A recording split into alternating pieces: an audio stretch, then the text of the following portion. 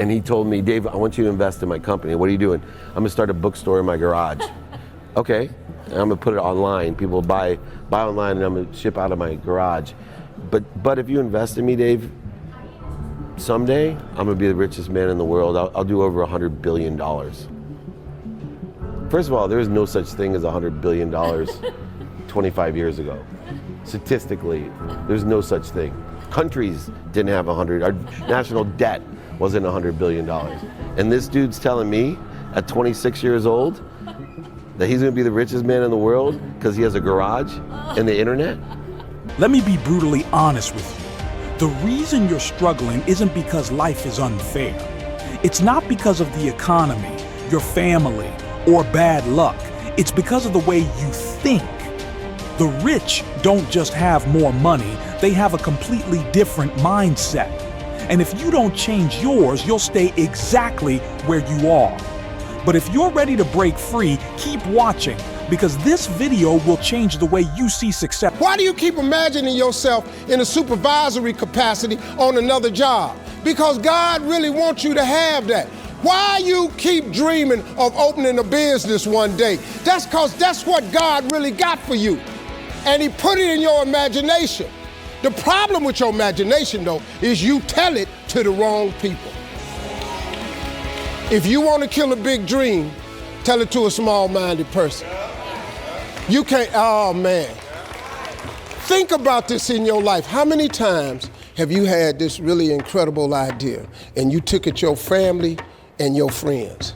You shared it with them and they shot it down. You know why they shot it down? Because they couldn't see it. Because God didn't put it in their imagination, he put it in yours. It was your evidence of things not seen. If God put a dream in your heart, it's because he meant for you to achieve it. But most people kill their dreams before they even start. Why? Because they don't believe in them. If you want to be successful, you have to see it in your mind first. I know the game of the rich. My rich dad taught me. You know it because you're the banker. The bankers and the rich play is different than what they teach you in school. All over the world, what does school teach you about money?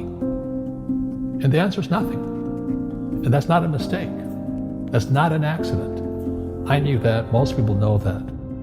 The way to keep the poor and middle class working hard is never teach them what the rich know. So if you read Rich Dad, Poor Dad, which came out in 1997, it's what the rich teach their kids about money, the poor and middle class do not.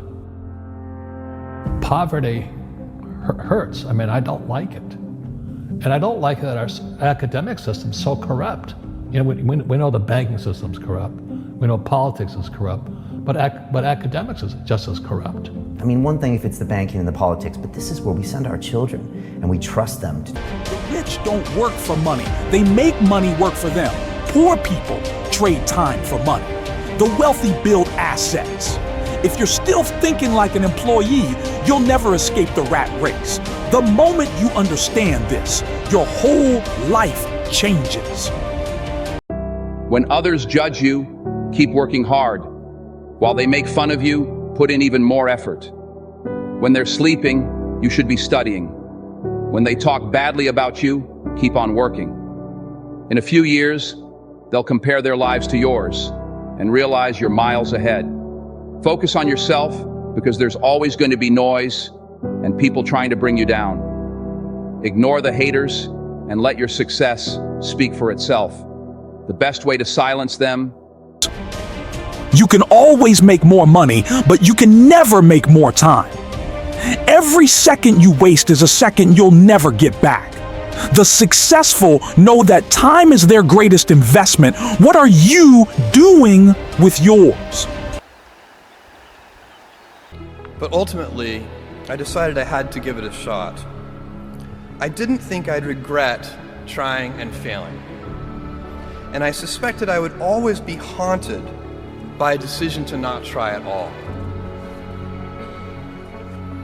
After much consideration, I took the less safe path to follow my passion, and I'm proud of that choice. As a young boy, I had been a garage inventor. I'd invented an automatic gate closer out of cement-filled tires, a solar cooker, a didn't work very well out of an umbrella and aluminum foil. Baking pan alarms to entrap my siblings. I'd always wanted to be an inventor, and she wanted me to follow my passion. It's a military phrase that What are you doing with yours? This is what separates the wealthy from the broke. The rich understand that failure is part of success. If you're scared to fail, you're scared to succeed. You need to stop thinking small and start taking action. Say so in your life.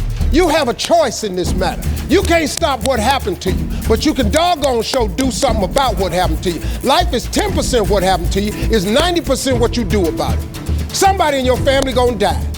Somebody in here gonna get fired. Somebody here gonna get an eviction notice. Somebody gonna get laid off. Somebody company gonna close. That's life. Somebody you love gonna break up with you. That's life. But what you gonna do about it though? Since it's gonna happen anyway.